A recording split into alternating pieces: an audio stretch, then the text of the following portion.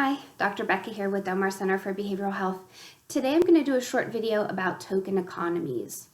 Token economies can be a great way to reinforce behavior that we want to see more often.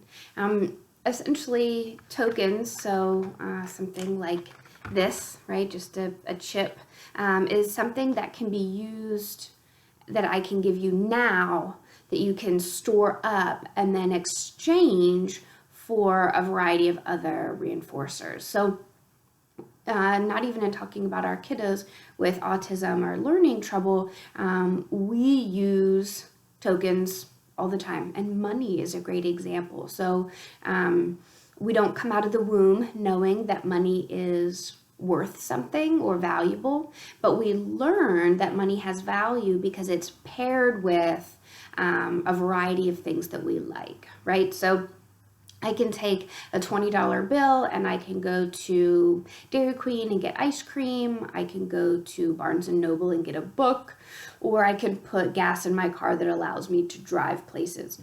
So that same item, that $20 bill, has been exchanged for a variety of different things that I like. And that's really the definition of a token. It's an item that has a history of being exchanged for a variety of different things that you like. So token economies exist all around us, not just with our kids with autism or related disabilities. And yet it's a super effective way that we can reinforce behavior. So the first part of using a token economy is to teach the learner that that token is valuable, right? So just like we didn't know from birth that a $20 bill had any difference than a piece of paper, we learn it by that money being paired with different things that we like. So when we start using tokens, here's an example of like a token tower. So, you can put the ring here so the child knows how much they have to get. So in the beginning, you want to start low, so they just have to get a little bit to be able to exchange for those reinforcers, and we want to slowly increase it, right? And as you put the token in, the child sees, ooh, I'm getting closer to being able to exchange for a reward. And then when it's full, yay, nice working. Now you can go exchange. Let's see, this has 35 tokens, and you can go and exchange these 35 tokens for something that you want.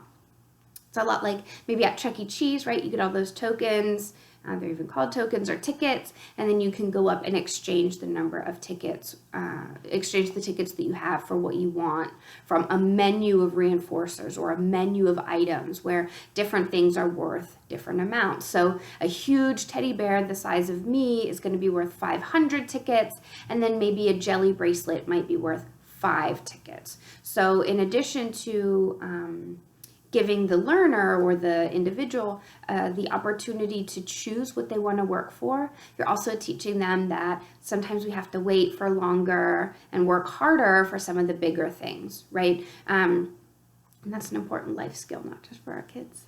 The other piece about token economies is that they can provide structure to our work period. So just like I had shown on here, you can move this up or down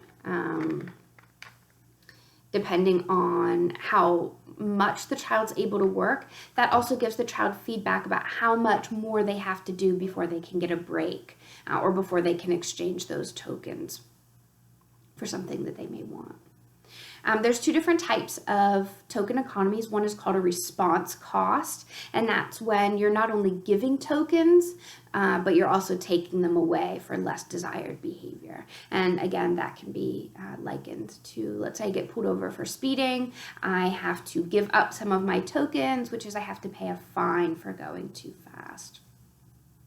You want to be thoughtful in choosing which type of token economy you'd like to use.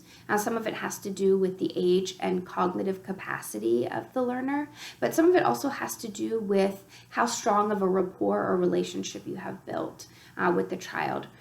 Sometimes it can be tough to be the giver of things, but also the taker awayer. So if you're just starting out, you want to be sure to just give those tokens.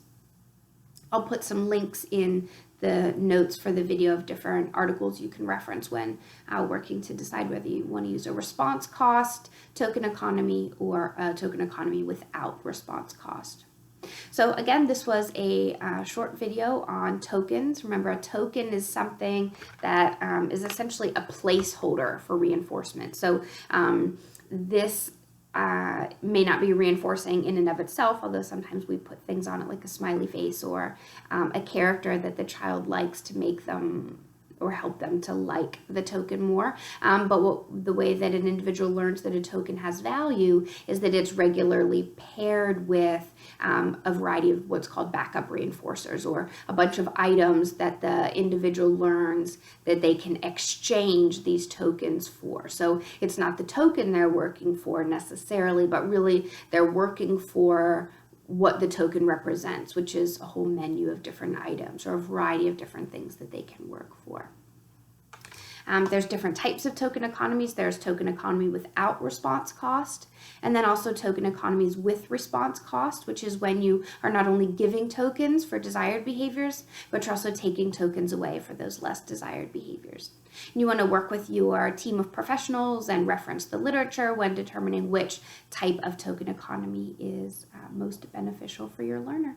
Again, I'm Dr. Becca with Del Mar Center for Behavioral Health, and this was a short video on token economies. Have a great day.